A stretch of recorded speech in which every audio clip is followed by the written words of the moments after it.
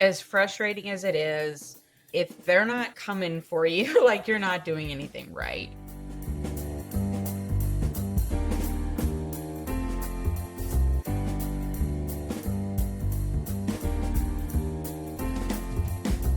Welcome to our Hen House. I'm Jasmine Singer. I'm Marianne Sullivan.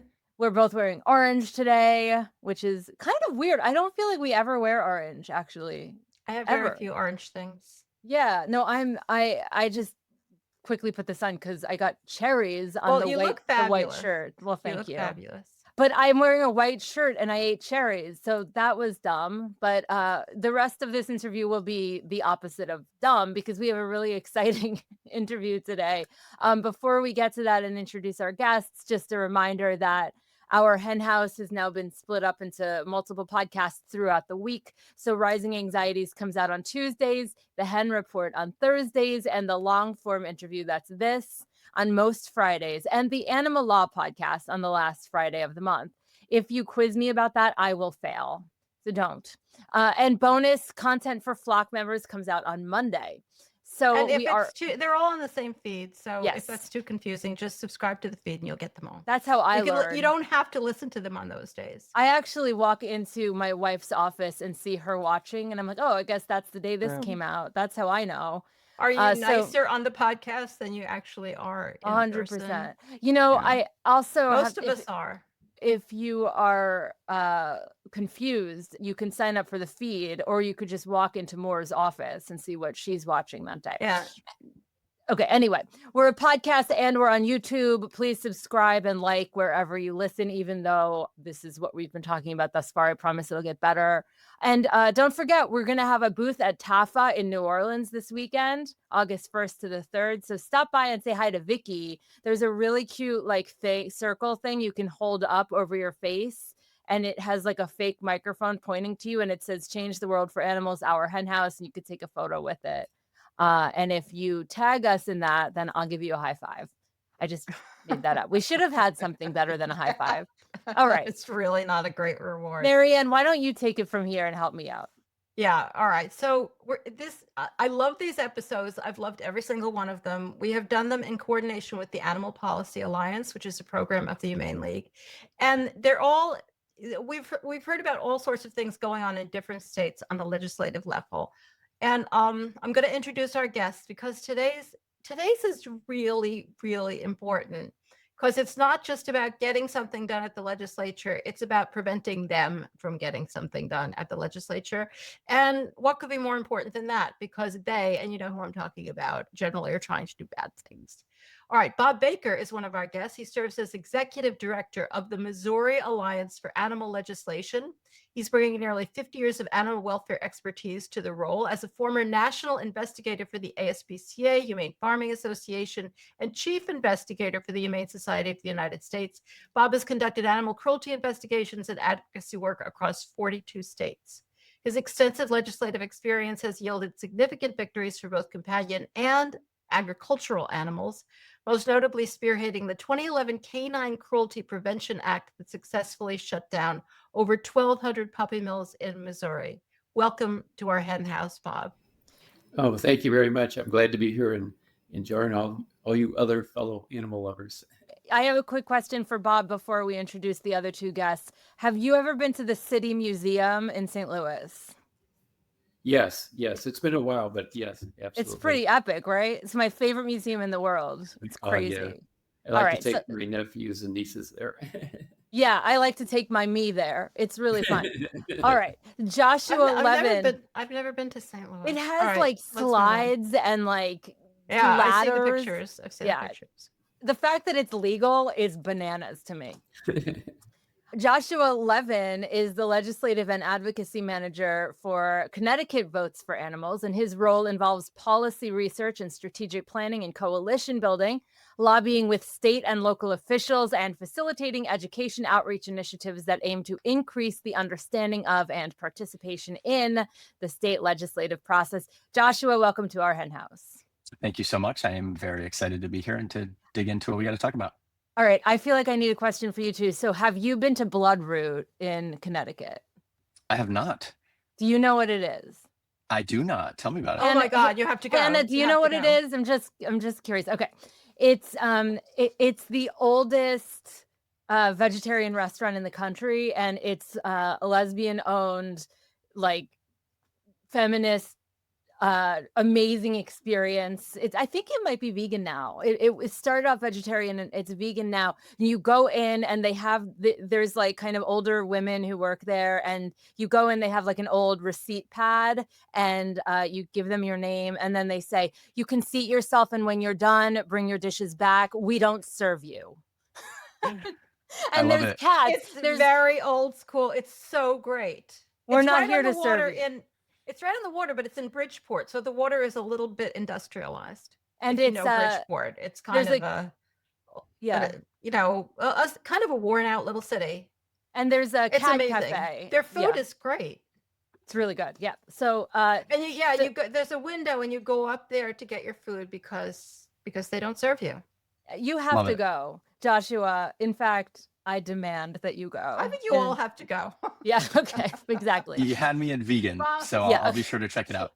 It's iconic. Honestly, It's like not walking like into any place history. else. It really All is. right. And it's very cute. It's like got all this old pictures on the wall and whatever. It's adorable. We have to go. I want to go there. All right, let's do it. Hannah Truxell, who has been on the podcast before for another Animal Policy Alliance interview, and so really knows the ropes. She is the Senior Policy Counsel with the Humane League, and there she leads a team of researchers who focus on providing support to the Animal Policy Alliance, and she and her team focus on state, federal, and local policy research, drafting model legislation, and legislative and campaign strategy. So welcome back, Hannah. Thanks so much for having me. Glad to be back. Hey, Hannah, where are you? Where do you live? I'm based in Louisville, Kentucky. Okay, I have nothing. I can tell that you're there because you pronounce it properly, Louisville. which the rest of us Yeah. can't do. Like I can try to pronounce it, but Louisville. Share Well, an it's not right. interesting fact about Louisville for us. Oh, you're about to stump me. Or your favorite thing to do after a long day of work when you're going out. My favorite. Oh, let's talk about a vegan restaurant. How about that? Okay, let's do it. It's my favorite thing to do. My favorite is Half Peach Vegan Cafe and Bakery here in Louisville, and they make the most delicious Biscoff cookie cheesecake. So like the airplane cookies that you get, Yeah. they make it into a cheesecake, and it is amazing. The Wow. food, it's the food of absolute dreams. Wow. I have not been there. Now I want to go there, but I love when I'm on a plane, which is no, I hate when I'm on a plane, but I love when I'm on the plane and they give me the biscotti. I get so excited. They're really good. All right. So now that we've, covered the important issues such as the City Museum. Yeah, we have a lot Bloodroot. to talk about here, Chad. Yeah. So Bob, let's start with you. Before we get into talking about specific bills, can you tell us about the Missouri, if you're my stepfather, Alliance for Animal Legislation and how it came to be? Sure. And I call it Missouri too, because I grew up here. Aw. But yeah, it started in 1990, and it was really in reaction to the fact that Missouri has very few laws protecting animals. And the thing that was driving it the most was the upsurge in puppy mills, these large commercial dog breeding facilities. So that's what really galvanized everybody to come together and form an alliance and start doing legislative work at the state legislature. Or, a lot of the national groups at that time, things have changed, but at the time, the national groups have just focused mostly on federal legislation. And so there was really a need for us. And we made some great progress over the years. I mean, it would take me a half hour to tell you all the things that we got passed. It really changed the entire environment for animals in the state. And, and even on farm animals, believe it or not, when we were founded, you could not prosecute anybody for mistreating birds or chickens or ducks or anything like that. That was just prohibited. So we got those things changed. It was impossible also at that time to charge anyone with neglecting their animals. Because it was considered it's their animals. They have the right to do with them whatever they want. So we changed that law, and they even got some felony abuse provisions put into our statutes. We banned cockfighting, believe it or not. Up until 1998, cockfighting was legal. So we just really have made a tremendous difference. But it's an uphill battle. We're a big ag state. And so we spend most of our time fighting to keep what we have, which is very frustrating. But I tell our supporters it's actually rather encouraging that our laws have made such a difference, that the ag groups are fighting us so much. We have made some progress in, even advancing those things, and we will continue to do so. I just Googled whether cockfighting was legal in Puerto Rico, because and it's not anymore, which I just learned that because I remember going to Puerto Rico a few years ago and being greeted by a big cockfighting ring right outside the airport. So anyway, I digress, but that's amazing work that you're doing. Marianne, sorry I interrupted you. No, that's all right. I mean, I go back doing this long enough that I remember when cockfighting was legal in a number of states. It was a huge fight. So glad to hear that you were part of that fight. It's actually pretty hard anywhere, not just in big ag states, but anywhere, to get sympathy for farmed animals from the public. And I assume that you have to get sympathy from the public in order. I mean, that's one of the challenges of doing legislative work. Like, it has to be popular. Do you think it's worse in Missouri because it's a big ag state? And anyway, Yeah. regardless of whether it's worse, how do you do it? How do you get sympathy for these issues? Well, I think it's worse in the sense that our legislature is controlled by our rural legislators. Even though we have big municipalities like St. Louis and Kansas City, Springfield, Columbia, big college town, the rural legislators control our legislature. So that's what makes it so tough. And what we normally do we try to keep dogs and cat issues separate from farm animals. And we always maintain ourselves that we're animal welfare, we're not animal rights. Otherwise, they don't listen to you at all. Right. And so the other thing that helps us is on farm animals, we do a lot of work behind the scenes. We find out who the legislators are that are amenable to farm animals. And I usually go up there. I mean, it's so important, no matter how bad you think some of these guys are, I do meet with them. And I want them to make sure that their battles are never personal. I try to befriend them all. And that really makes a difference, because a lot of times some of these big ag guys, if they really like you and respect you, they'll give a little on some things. And the other thing that we do is we try to stay behind the scenes. In other words, on some of these farm bills, I do not publicly testify, but I will seek out those legislators, especially in the Senate, where they have it really controlled by filibustering, and get them to step up to the plate and do the fight. So we try to keep up. Although I have to laugh about that. The 1 year we were filibuster, I got a bunch of legislators to filibuster a really bad animal bill, and it went on all day, went into the night. And at 3:30 in the morning, who calls me in my cell phone? The governor. And he wants to know what it would take for me to stand down. And I thought I was being so behind the scenes on this. But I think But he was very cordial about it, and we did work out something. But I guess they just appreciate that I'm not taking a public stance criticizing, the farm industry. I'm working behind the scenes. I think they appreciate that. And the other key thing is just to find one Republican. In our Senate, Republicans have no problem filibustering. If one Republican stands up and fights a bill vehemently, it usually kills the bill. Where if it's a Democrat, they'll make at least 8 or 9 Democrats stand up for hours. I mean, we went for days, a day and a half, almost 36 hours one time. And I've been successful in finding, a few senators that are animal friendly, and so that helps. But it's a lot of work, and but we've been able to make progress, and we're going to keep at it.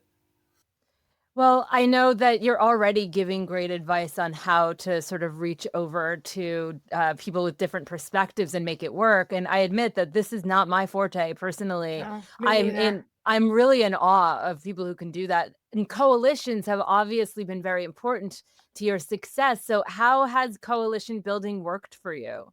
Oh, it's very well. And one of the things I forgot to mention is that really helps us on the farm animals is the small farmers.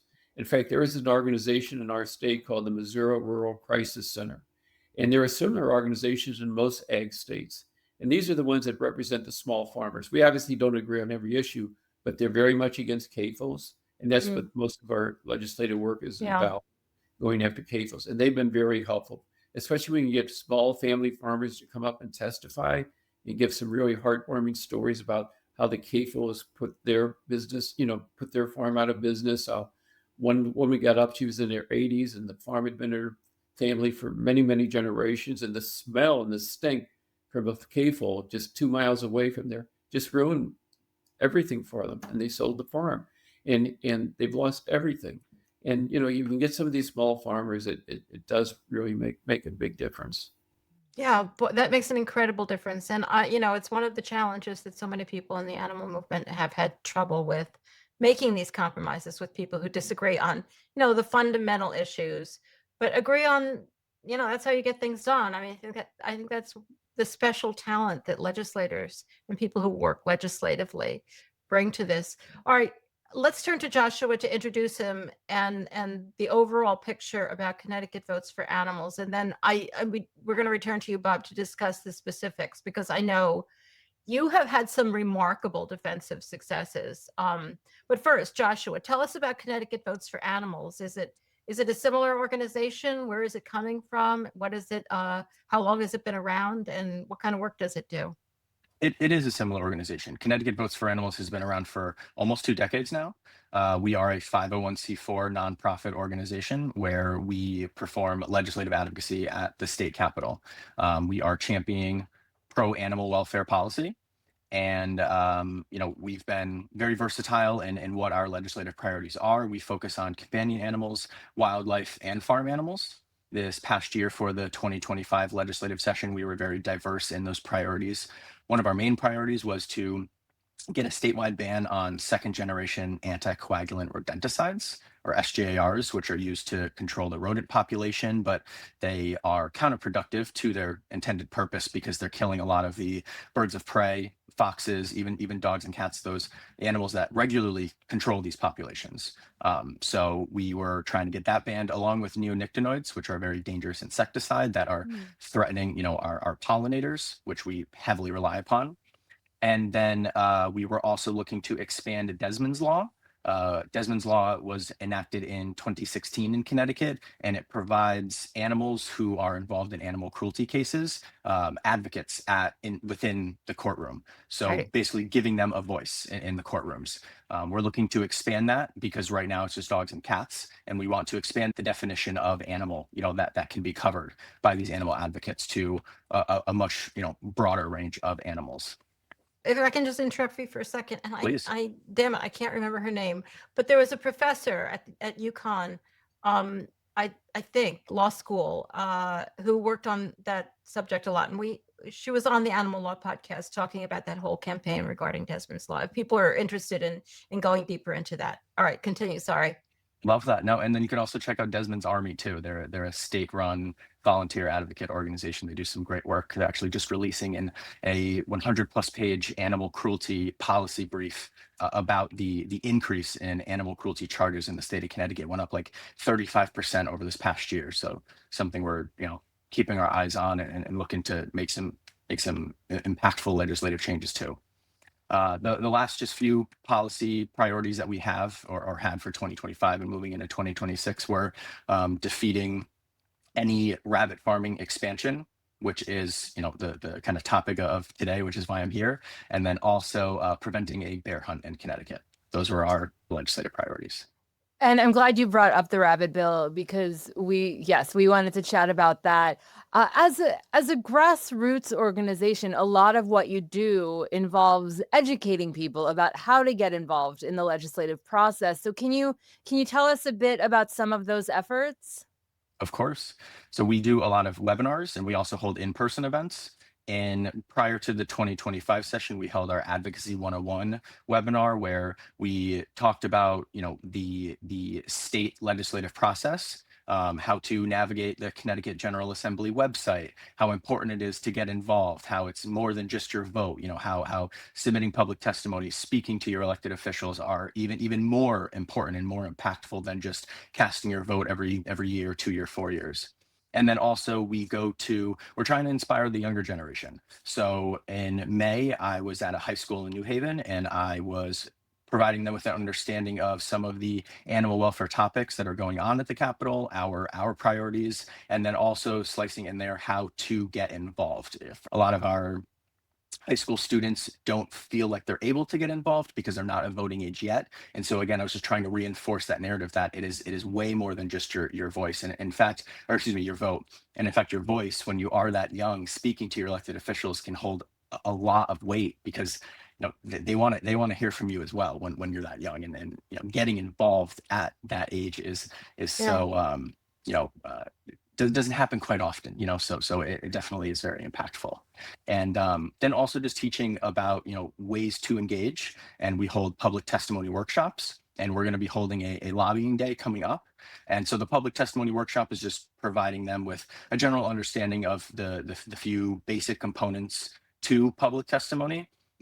When it's written, it's a little bit more longer, and when you're presenting in Connecticut, it has to be 3 minutes at its maximum. So kind of just providing them with a general understanding of what that looks like, the 5 major components to testimony, and then providing them with time to write their own and then present that and get them familiar with that whole presenting piece as well.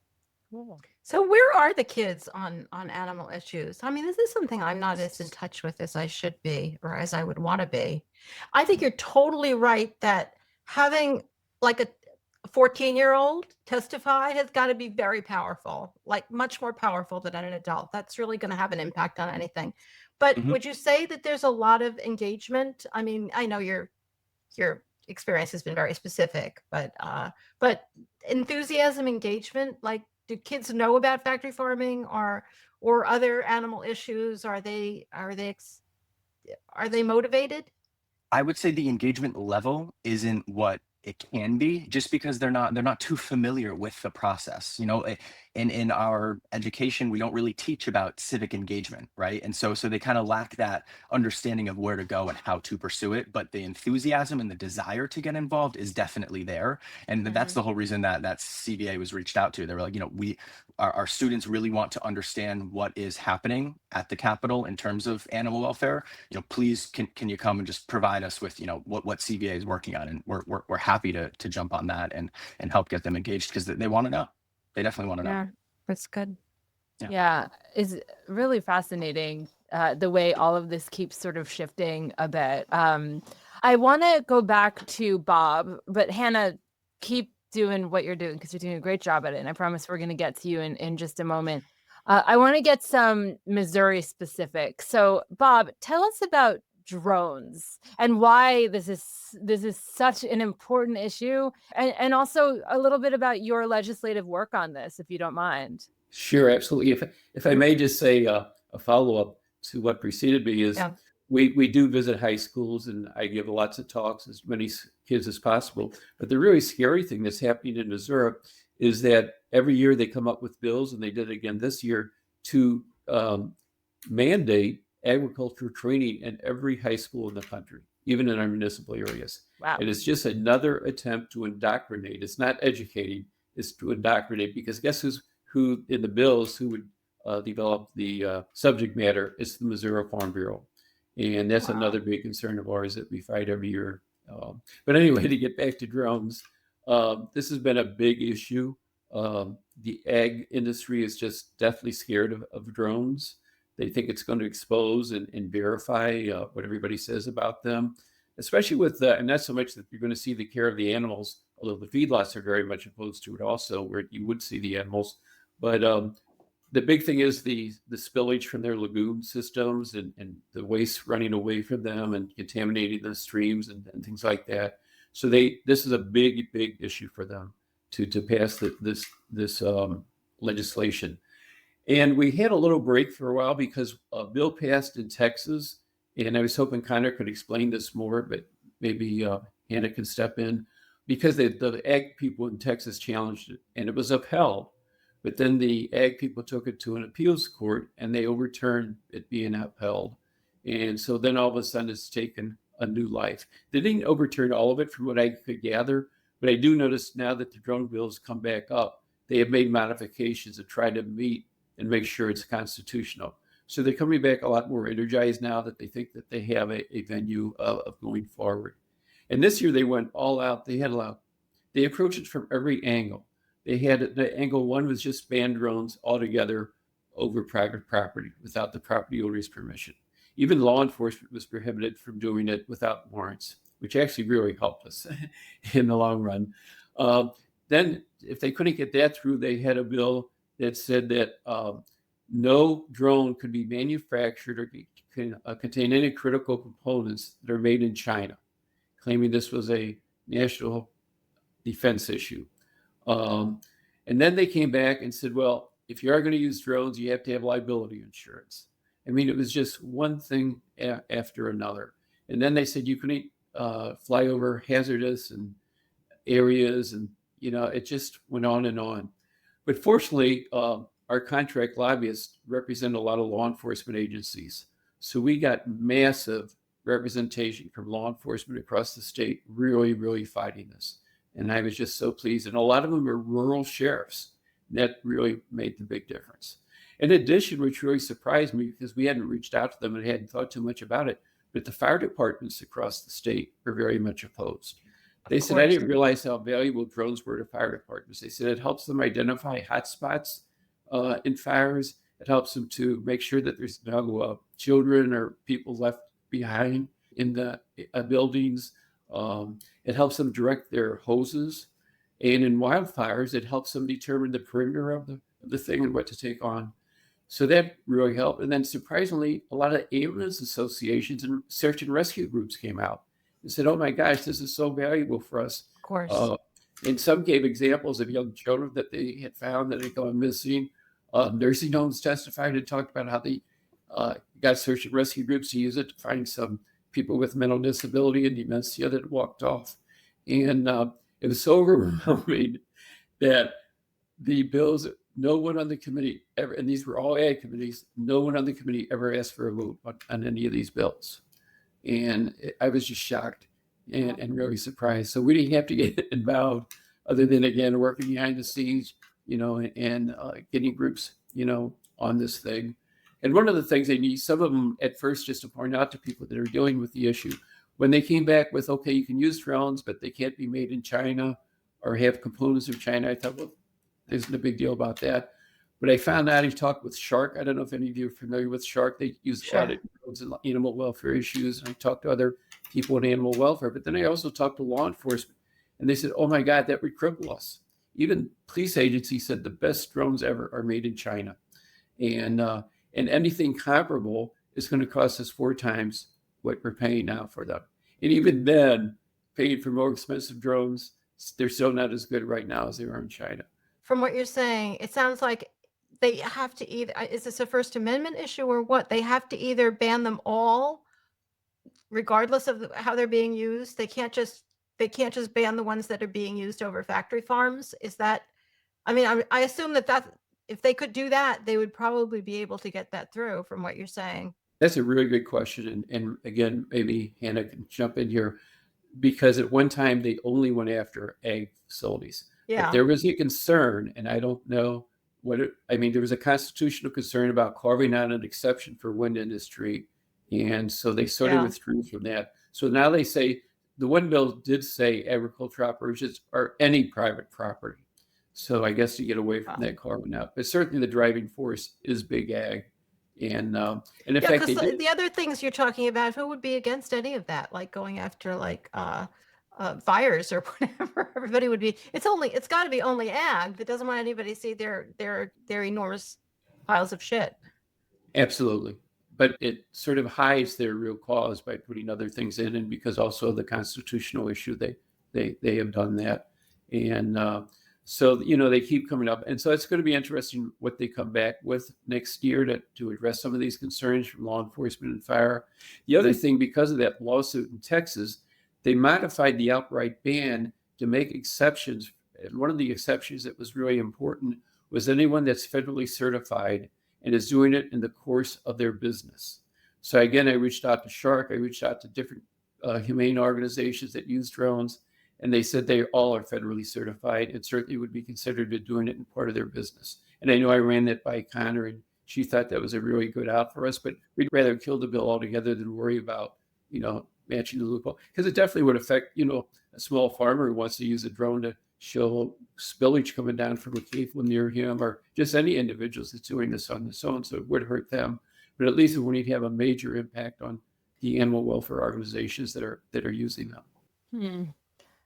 Okay, well, I have many more questions about that, but in order to keep us somewhat on track here, another issue that I know has seen increasingly successful measures in some other states is the prohibition on cultivated meat, and less draconian but still problematic, the mandated labeling of cultivated meat as lab created. So what has happened so far in Missouri? It's another big fight. And you're right, some of the bills this year didn't call for an outright ban, but they did have to require labeling. One of the labeling measures had to be stated lab created and things like this. And so it was very worrisome. But I think, and I'm not sure why, I'm still trying to figure this out. The ag industry, they had hearings on these bills, and the ag industry was not very supportive of them. And I think they're concerned about some constitutional issues on the way the wording was. So I wish I could help you more. They seem to lose enthusiasm for it. And it wasn't right away. At first, they were very supportive. So I don't know what causes. One of the arguments that I found really, really effective, working behind the scenes with legislators, is convincing them, and there's a lot of articles to support this, that China and the United States right now are in a big fight in creating cultivated meat, not just AI, but this cultivated meat. And so we worked hard, and we got a lot of information from Paul Shapiro. I wish I could remember what group he's with now. He used to be with HSUS, but and so we started spreading that around that China was eventually, if we ban cultivated meat, and some states have, I think Florida has, that China's going to take control, and finally they're going to control the world food supply, and we're going to be begging China for food. And that scared the BGs out of a lot of, even our big ag guys. They think, no, we can't let that Interesting. happen. Especially since there have been certain points in the past, I don't know whether this is still going on, but there's certain interests in big ag. They were very open to the idea of moving into this technology. And, the people, not the people who are raising the animals, they're stuck with the animals, but other people, they just want to make money. And if there was money in this, so maybe that's still going on. From what you're saying, it sounds like it might still be going on, that they're not going to pose it because, China is in competition, and because they still think that there's potential here for big money. So that is definitely, I think, a toehold in trying to fight this legislation, which seems to be supported largely by the ones who actually own the animals and their stock. There's nothing they can do to well, I guess they could. The big players, Tyson has put their foot in the water or whatever with cultivated meat. But the really big players, they're really stuck with the hideous, horrifying model that they've got now. Anyway, I just had to offer an opinion on that. Well, no, it's totally fair. Because one of the things that I learned recently is that both Cargill and JBS or JB Swift have invested substantial amounts of money in cultivated meat. So they may see the writing on the wall too. Yeah, so many interesting forces competing here. We also raised the constitutional issue of banning one segment of an industry against the other.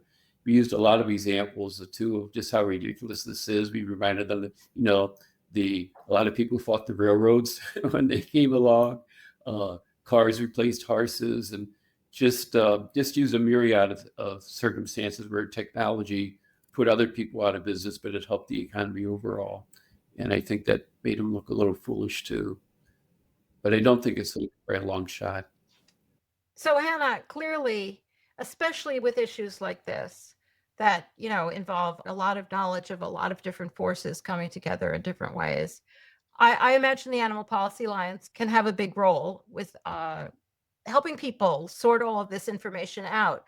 Tell us a little bit about what you consider the role of the Animal Policy Alliance in working with groups, particularly as it relates to defensive campaigns like these. Sure.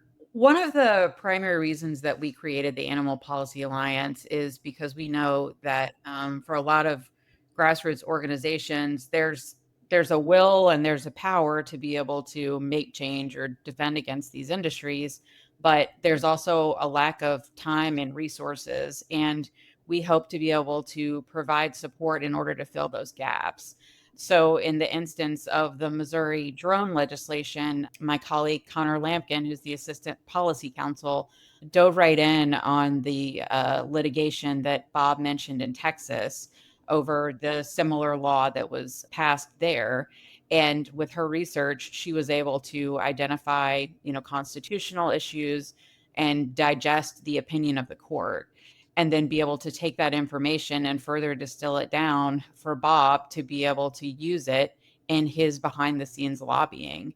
So we hope to be able to provide that sort of expertise and research capability of going deeper on these issues to provide resources and tools to defeat these bad laws. Yeah, this is so unbelievably important when you think of the forces that Bob has been up against, like the most well-funded companies, like they have unlimited resources, and you're just hopefully being able to level the playing field a little bit to do some of that, groundwork that is involved in going to legislators. And the legislators probably know nothing. That's generally Yes, it is. how things go. And you have to give them all of this information, and the competition between, I mean, as remarkable as your group is, Bob, with the resources you have as opposed to the resources of the people you're up against, is just unbelievable. So yeah, that seems like at least you have one thing on your side, is that you're right about everything. That always helps. But it doesn't help that much. Well, but the other thing that's important to help is the APA and other groups, because we can't know every issue. Obviously, we face so many issues. I'm just hitting the highlights. And it's so important to be able to reach out to Connor or Han at APA and give us some talking points and guidance. So we really appreciate that. Yeah, it seems like absolutely vital work. Yeah, one thing I'll add to that is when we saw this trend of these cultivated meat bans, we had a lot of APA members who were like, how do we respond to them? We also know, as Bob has alluded to, that animal groups, unfortunately, aren't the best defenses against those laws because they're just not taken seriously by legislators. And one of the things that we did was partner with another organization that focuses on these types of laws and worked to put together a toolkit with talking points and arguments that groups can use behind the scenes. So we hope to equip them with these tools that they wouldn't be able to get elsewhere. That is so, yeah. The more I talk about this with you, the more I realize how needed it is. Because another thing that we're always stuck with is the fact, and this happens to everybody, not just people working legislatively, but we're always told that, well, we don't know. Have you ever been to a farm? Have you ever been to like, of course I haven't. Like, why would I have worked in a farm? Like, that doesn't make any, but we're not experienced in it because we're against it. And they act like because they do it, they're the professionals, they're the ones who know everything. I mean, that's thrown up against every animal advocate constantly, I think, all the time, that we don't know what's really going on. Well, the more we know, the more horrified we are. So yeah, that's incredibly valuable. All right, let's get to rabbits, because as I think Joshua and I were talking about before we started recording, like, who doesn't love a rabbit? But we think of rabbits as pets. We think of rabbits as in our yard, but their rabbits are also used in many ways. And one of the ways they are used is in Connecticut. Connecticut is not like Missouri, which I'm going to say Missouri because I think it's pretentious for anybody who's not from Missouri to say it Missouri. We don't think of Connecticut as being a big ag state, but of course there are factory farms everywhere. There is animal agriculture everywhere. And so it's part of the work that you're doing too. And the campaign that we want to talk to you about is this successful defeat of this bill. It's known as HB 5134, I think. Can you explain what that legislation would have provided? Of course. Yeah, so the vehicle for 2025, House Bill 5134, the purpose of it was to create a path for rabbits to be processed in Connecticut for consumption. And it was going to allow each producer, which is just each farm, to be able to keep up to 1,000 rabbits each year for the purpose of food production. And proponents of this bill, which are primarily rural legislators that have big farm interests in their districts, the proponents state that the current supply of rabbit meat does not meet the demand. and there is very little evidence to support that claim. On the contrary, there is very little outcry for increase in rabbit meat on our shelves. Even back a few years ago, Whole Foods tried to put rabbit meat on their shelves, and within just a few weeks to a month, it was removed because of the public backlash that they received. And so we see here a major societal shift away from viewing rabbits as meat and more as our companion animals. They are the third most common household pet behind cats and dogs. And so there is this shift going on here. And so in 2025, CVA, as we have done in the past, primarily relies upon our grassroots legislative advocacy.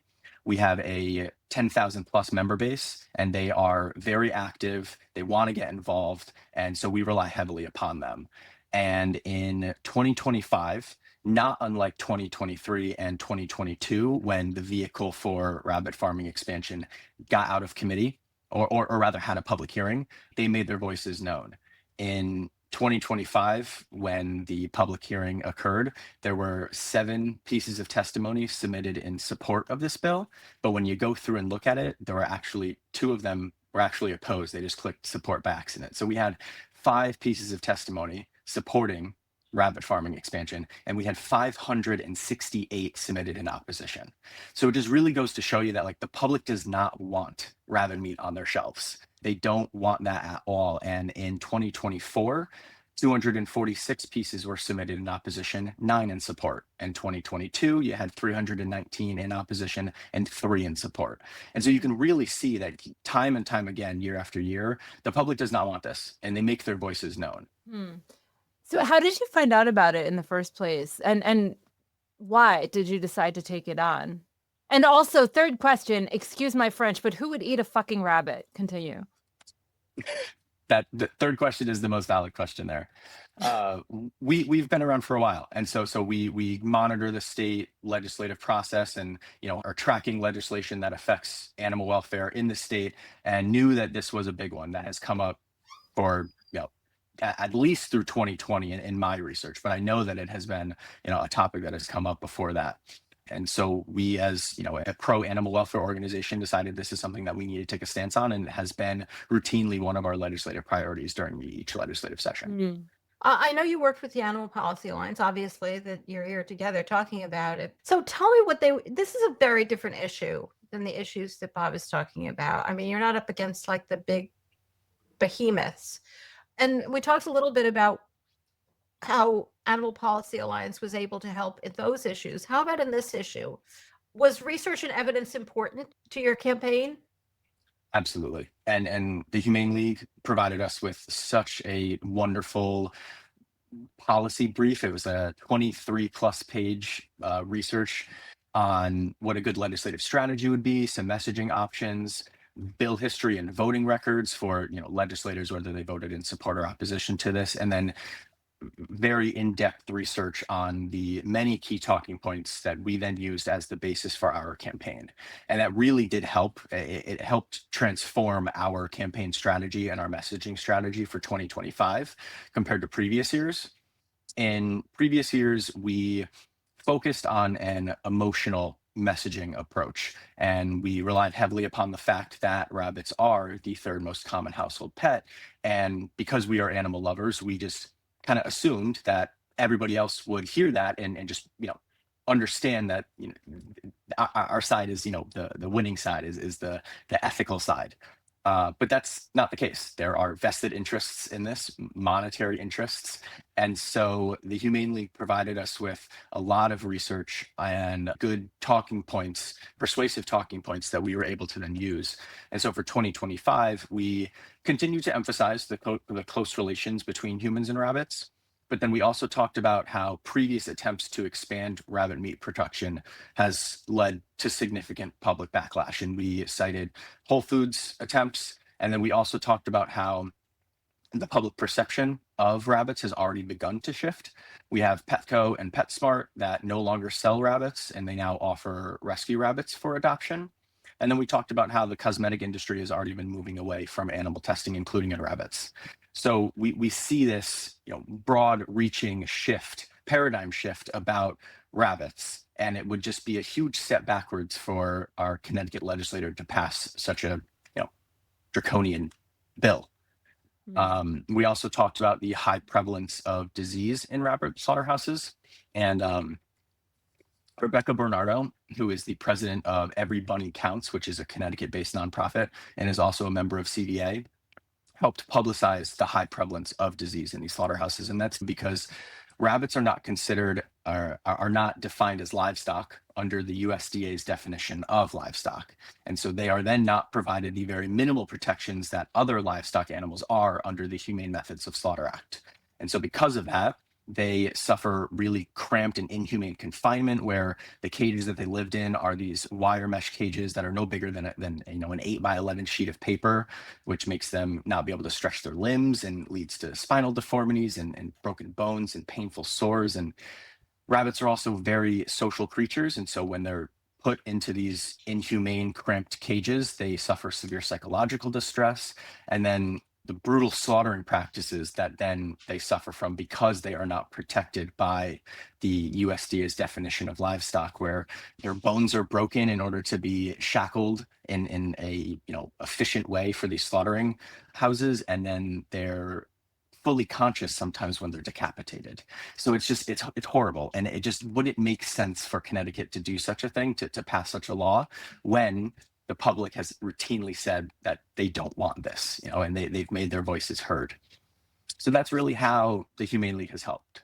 It is kind of, bravo. And this is not a criticism. It may sound like it's a worry that so many of the arguments of why we shouldn't allow rabbit slaughter, and I think that it's the same with horse slaughter arguments, end up being, well, they're not like those other animals. And presumably your organization is also going to want to do bills regarding those other animals. And I guess that's how legislative work goes. You just work with the arguments that you've got for this particular bill. Heather, you're nodding your head. Is that, because obviously the Humane League is worried about them all. As you are as well, Joshua. So is that how it goes? You just use those arguments when they're good? Yes, certainly. We want to protect all of our animals, but you got to start somewhere, right? And typically a rule that I abide by is it typically takes about 3 years to get your initiative, your legislative initiative passed. The first year you speak and they don't hear you. The second year you speak and they listen. And then the third year you speak and they do something. And obviously that's not the rule of thumb for everything, but more or less that's kind of how that works. Well, it's good to have a long timeline, a realistic timeline. It has to be. Yeah, you have to be. And on a defensive campaign like this, it's a little bit different. We aren't trying to get a law passed that is a ban on SGIRs, for instance. We're just trying to ensure that legislation doesn't get passed to begin with. So it definitely is a little bit different, but that rule is still there that, they're not going to always listen to you. But once you get the public involved time and time again, your voice does start to carry more weight. How does the grassroots legislative advocacy work in Connecticut? Is it very hands-on with meeting with legislators? And I want to ask if they're receptive, but it sounds like from what you just said, maybe they're not receptive at first. So two components to our grassroots advocacy. We rely on our member base a lot. And so we submit social media alerts, email alerts, blasts about, upcoming public hearings, upcoming committee votes, upcoming floor votes. And we are very, very lucky that our member base is involved. And so they are very efficient and very productive in using their voice and being heard. On the other hand, we have contracted lobbyists that we then go, and speak at the Capitol with. And we have our representatives that throughout the years have been very helpful in ensuring that this bill doesn't get called, that certain caucuses don't use this bill as kind of the quid pro quo leverage situation where, if you raise this bill, we'll raise this bill for you. We've had legislators that have been very helpful in ensuring that this bill does not get used in those certain situations. And then we also Connecticut has an animal advocacy caucus. And so we've worked very closely with the Animal Advocacy Caucus chairs to also help, champion a successful defense of this bill. Connecticut, it's not a huge farming state, but obviously, as we said before, there are factory farms there because there are factory farms everywhere. You've done I mean, obviously, farm animals are one of the issues that your organization is working on, but I feel like in the past, not as much as wildlife and companion animal issues, which makes sense. Do you anticipate this becoming more of a thing? And do you think there's this advantage to the fact that Connecticut does not think of itself as an ag state the way Missouri does? And so it might be a little bit more reputationally attractive for Connecticut to crack down on some of the, I'm sure there are huge poultry farms and whatever. It's an out there question, but No, it's a good critical thinking question. Connecticut is not known as a farming state, and if we pass, there's an argument there that if we pass such legislation, that our reputation will start to shift, right? And that is a big talking point that the Humane League provided us. And so we were then able to talk to our legislators, like, why would we want to, dampen the name, the Connecticut brand by passing such a law when, on the other hand, we have really, really good, really positive pro animal welfare coming out. It's such a double think to, on one hand, want to actually successfully pass legislation in 2025 that made certain animals that are used in testing mandatory to be put up for adoption once their testing is complete. And so we have, a second lease on life for certain animals that we're providing. And then on the other hand, we're subjugating rabbits to horribly inhumane methods of slaughter. It just doesn't make sense. And so certainly a very good talking point to use with legislators. Bob, you've worked on so many issues and we can't cover them all in depth. But one thing I really want to get to is this fire code issue, because, I mean, explain to me the reasons why factory farms are so opposed to having sprinklers. Like, what the hell? Are they that expensive? Like, is it purely money? And this just seems like an issue that you really could get the public on your side. Having sprinklers in buildings where animals are living and where there are pretty regularly fires, right? Yeah, according to the Animal Welfare Institute, I think it was last year, it was like 3.4 million farm animals were killed in fires and these things. And that was a real disappointment for us because we thought we had it beat. And they snuck it into a big omnibus bill in the last week of the session. They didn't do away with all fire codes. That was but let me go back up to see what, started this whole issue. Is the National Fire Protection Association, for the first time ever, made the recommendation for fire sprinklers in agricultural buildings. Before, they just recommended other normal fire codes, but this year they went a step further. And so it galvanized a lot of states, ag groups, to go in and fight that. And some states were very successful. So when the bill was introduced in Missouri, it said that they could have no fire codes, restrictions, nothing whatsoever. They thought they'd just start, And so we were able to oppose that. We got it amended in the Ag Committee in the House, and it was only banning sprinkler systems. So we certainly would not still support it, but it was at least a sigh of relief that it wouldn't do away with all other fire codes.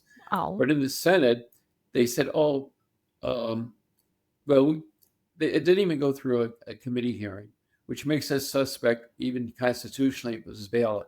But they added it on as amendment to another bill in the Senate, and then it went back to the House and passed. And what the amended bill said was they lessened it from not just banning fire sprinklers, but it says no fire code can force someone to make structural changes to the buildings. So it was even worse than just saying that they couldn't have, And, it's one of those big disappointments for us. We thought we had it beat. The sponsor of the bill in the House was going along with their compromise, but this one senator got it amended onto the bill. No one caught it. And so it did pass, unfortunately. But And is it just, it's just money, right? Like, there's no other reason, or is there? It's just that you have to pay for them. They're not that expensive. Yeah. It's why I guess, they made this big argument on the fire sprinkler systems, and I couldn't really say, but I don't understand why they're so even concerned about all these other fire code. And because they were really pushing for no regulations whatsoever on them. And it's still unclear about insurance companies. We got different, wording on that, because we'd heard that the ag oftentimes subsidize people who lost their animals in fires. And so, they really don't have any incentive other than these fire codes to provide, precautions. And it's the same thing with when I was working with Humane Farming Association, it was during years where we had a terrible drought in the Midwest, and they were not taking any preventive measures to stop these animals from dying in the heat, the excessive heat. They were still being overcrowded, and yet USDA was coming in and paying them. Now, I will say this, in Oklahoma, they did go after 2 big farmers. And I don't remember all the particulars, but they intentionally let their animals die in the heat. And it was the only case that I know where they were actually prosecuted for fraud. But Well, it's the same thing with bird flu as well. They get compensated for all of those chickens that they killed. Yeah, they don't have So any yeah, incentive. and I think that they've just increased the amount that they'll get compensated to 100%. So like, you could just go in the business of having your birds get bird flu and make a lot of money. Like it's crazy. Yeah. Well, sorry. No, that was a valid question. And the other scary thing that was going on with farm animals is they're increasing the speeds at slaughterhouses, especially for hogs. And it's just horrible. And I mean, when I was at Humane Farming, I went into slaughterhouses, and it was just these animals. Most of these animals are alive when they're being skinned alive and going into scalding tanks alive. And at the one place we complained, so unbelievable. So they put spill guards around the spill tanks, but it wasn't to protect the animals. They were still putting them in while some of them were partially alive. It was to protect the workers underneath that were getting splashed with the hot water. It's just, and it's one of the issues that's never really been addressed. To me, you talk about gestation crates, it's horrible, and they even got one of the 3rd largest hog producer in the country facility shut down in South Dakota. But the thing that bothers me is the slaughterhouse. Nothing has changed in regulating animals being slaughtered, and it's just the abuse is absolutely horrific. And even the Humane Slaughter Act is totally ignored. And the only one that speaks out are some of the USDA inspectors that are brave enough to come forward. And, and it's just, I think only 3% of the funding for slaughterhouse investigations is for meat inspection. And the inspectors, even the good inspectors, are saying we are so busy checking the quality of the meat, we never have time to go back and check that portion of the slaughterhouse. And so I hope, sometime, there was a book out just recently called Out of Sight, that exposes some of this. Of course, Gail Eisnitz's new book. Yeah. You should probably interview her on an wait, she's on so our bizarre. She's not only on our list, but like, her assistant wrote to me today, and I was like, yeah, she's on our list. And now you're bringing, her up. Clearly, we need to like get on this immediately. She's iconic. But this did make me want to ask you, Hannah, like so many of the issues that brought up have to do with the fact that the federal government has just become a wasteland for getting pro-animal legislation passed. I mean, is that a really important reason for people to do this kind of work actually at the state and local level? Yes, without a doubt. I think calling it a wasteland is generous. It's a kindness, kindness. But there are absolutely, more avenues for change for animals at the state and local levels, and it also that's where the power lies, truthfully. And so doing that work there is absolutely, it's so important, and we hope to see more accomplished at those levels as the years go on. For those listening who have been inspired to get involved in legislative work and have the proper personality, unlike Jasmine and probably me, because you have to be able to talk civilly to these people. Are you saying I can't? I'm just kidding. So what would you say to people who would like to get involved? How do they find the right group? Hopefully one that is already working with the Animal Policy Alliance, but perhaps not. If there isn't the right group, how do they start one? Sure. The best place to find that information is our website, animalpolicyalliance.org. And for folks who maybe don't have the skill of being able to have those conversations like you were talking about, under the campaign section of our website, we've made it really easy for folks to take action to do things like send emails. So send emails on the horrible federal bills we're seeing. But then also you can find the Animal Policy Alliance members on our website. We have a list and a beautiful map of where everyone is located. And if there's not an APA member in your city or state, we encourage you to reach out to us if you're interested in starting your own group. There's contact info on the website, and we'd be more than glad to talk with you. Hannah, what percentage of the work that legislative advocates for animals do is defensive? And is that growing? Like as big ag seeks to solidify their control over the ways that animals are treated? I want to add something to that question too. Like, if it is growing, could we see that as a positive in a way? That they didn't used to have to get laws passed to let them do what they want to do. They just did it.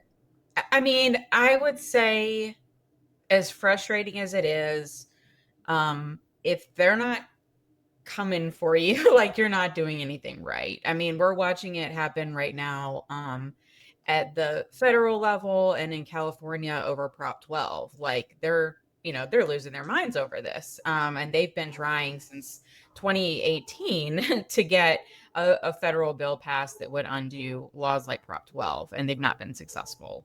So that's the result of our movement's work, frankly, being able to pass laws and fend off these attacks.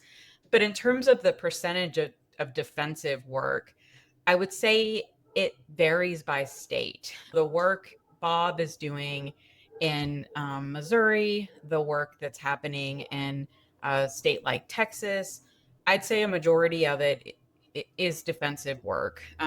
It's relentless. Whereas in states like California, Washington State, there are more opportunities to pass laws that are progressive or protect animals. Like you all recently had on my colleague and a few other APA members talking about the octopus farming bills. Right. Like those are not bills that could ever be considered in a place like Texas. Like that's just a non-starter from the jump, unfortunately, because of the landscape, but then also because they're so busy trying to fight off these attacks from big ag.